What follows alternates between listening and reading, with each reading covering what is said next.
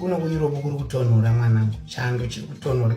Ndagara ndiri wemaoperation, kasaka nguva yemaoperation iyi inotombondipinda chando kwepese pane buri rinenge ndichitorwadziwa, but Mwari ndiye muchengeti mwanangu.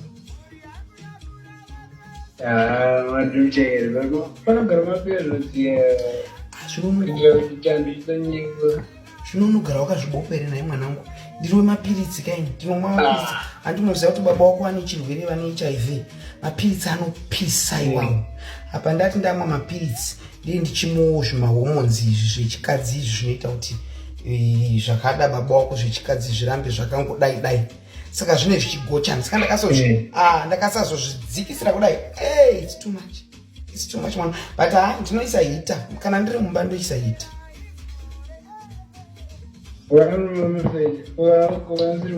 Kana ndiri kubasa zvandoita nongoti ndakadriva mota ndoenda kubasa, ndopinda muoffice, ndobvisa majaketi.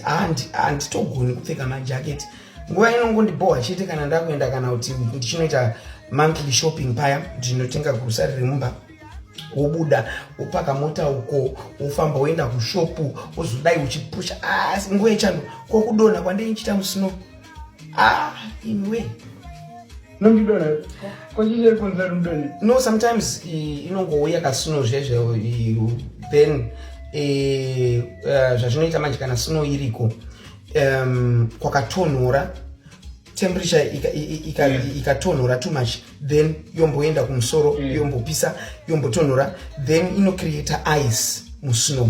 Saka ice iya ya whether une boots dzesnow or what, chero uine maspikes unogona kungogemuka. So so that's why I don't like winter. Winter season is not. I'm not with them scans one it.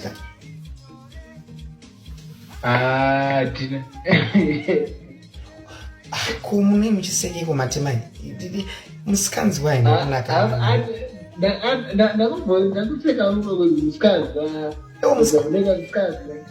Musaite mscans baba kuma. Nekuti ma mistakes akaitwa na baba wako. Kana ma mistakes akaitwa na mai wako, iwe semwana aufani kuadzokorora. Pachivanhu unonzwa vanhu vachiti ndozvaita baba wake, ndozvaita mai wake. Inandina andikaona pandakakutora 2018 paya. Munamato wangu wekutanga wanga kuti Mwari, mwana uyu hafa akaita ngochani. Zvekuti dai wakaita ngochani tanya, kana kuti paine kamwe yakari kutendera keungochani, Mwari vaindoona. Ndopandaibhirida kuna Mwari kuti aufa. Why? When? How? Mwana uyu ndakakukwirira mugomo iwe. Kukuita kukwira 40 days 40 nights ndisingadyi kuti zvako zviite. Saka haufa ukaita ngochani mwanangu. Zvakatadzwa nababa hazvifani kudzokorodzwa nemwana. Handiri kuzvinzwa mwana. Saka musikanzwa isu hatidi kuti muite musikanzwa. Ko picture form 4 wakarisire handiti wakuenda ku11 rena mwana. Tichiri kumashure we look forward ka zvino kana mba uchiposta tuma picture to form 4, what you do attracts your future. Now we need to be futuristic.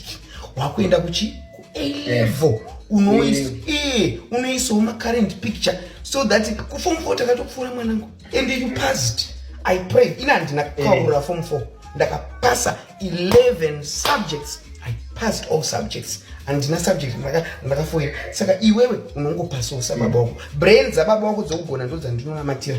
Mai wako waigona kuchikoro ina ndinambobvunza kuti mai wako wanga warisei kuchikoro. Zvawakarerwa namai vamai vako unogara upasika paunomboenda kuholiday kuti nhai go kumama vanga varisei kuchikoro. Ani ndo zvaunoita kugara namai vangu. Andinobvunza kuti ko daddy vanga varisei kuchikoro. Ndine nhingi yandakapiwa mhaniwe. Ndine chivezwa chandakapiwa ndiri ku I think that was Glenview High 2 chandakavezerwa na Dominic Benura. Chichiri kwere chimwe chistatue chandakavezerwa ndawina public speaking ku High 2. Chichiri koso chimwe chivezwa do you know like those ma sculptures, a big stone chakavezwa ngemunhu so chirikobudiro matrack record iwawo. Saka unoti wakapinda muchikoro so kuti Mwari handiite dofu nekuti DNA rangu baba vangu chero vaamukadzi zvavo asi ndi baba vangu baba vangu havazi dofu. Ndikana imatema asi mai vako unofana kubvunzwa because mwana haumbwe kana nababa chete, unewo tumwe tumajinsi twamai vako. Tichida kutsvagurudza kuti kuchikoro vanga vari sei, so kana kuchikoro vanga vasiri sharp, we maximize nezvinogonekwa namai vako. For example, your mother is a hustler. Your mother is a hustler. Munhu anohasila zvezvo zvekuti mumba hamurari mune nzara, Alisa ari kuenda kuchikoro right now, she's hustling. So ndo mweya wokuti kana wazoida kuti ungaita business, unoti Mwari ndokumbira kuti mundipo a hustling spirit. Like what? Like my mother. Anditi mwanangu? Ndizvo. Mai vai vachiri kubasa? Varipo. Varipo. All right. Chipa mukoma wangu phone nimbotaura nemukoma wangu. I love you so much. Mwari vakukomborere mwanangu, anditika? Aiwa, auti all right date. Auti all right kako, I love you too yangu. Because rudo ituwei mwanangu, ituwei. Ukanzi I love you too.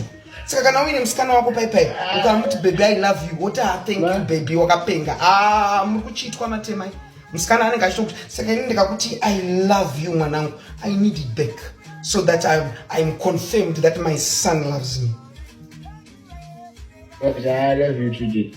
Good muite zvakanaka kumaraini kwamunenge muri koko, ende tinenge tichingotiwo vasikana mazuva ano unewangani? Ndiyaziye.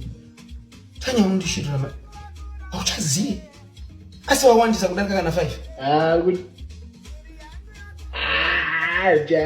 zvokuti wangani chanyatsoziso kuti wangani toziye. Ora ngatimbotaure ane future wekuti uyu unogona kumuti uyu muroora wababa wangu, uyu muroora waqueen tate, pana ane future. Ane future zvomanyika kunyepera, ane future hapana. Yeah, saka don't waste time. Kungoendawo uchingonofara ende mupfeke makondo. Tanya ngati mupfeke machi makondo. Because andiri kuona nyaya dzandiri kuswera ndichitendera pasocial media, vanawo havana kuudzwa vachiri vadiki kuti protection yakanakira kudzivirira chirwere nekudzivirira ma-unwanted pregnancies. Chiona kana wazonzwa numburisa mwana wewe, ndinonyarira kopi. Mudzidze kupfeka protection wakomana nditika?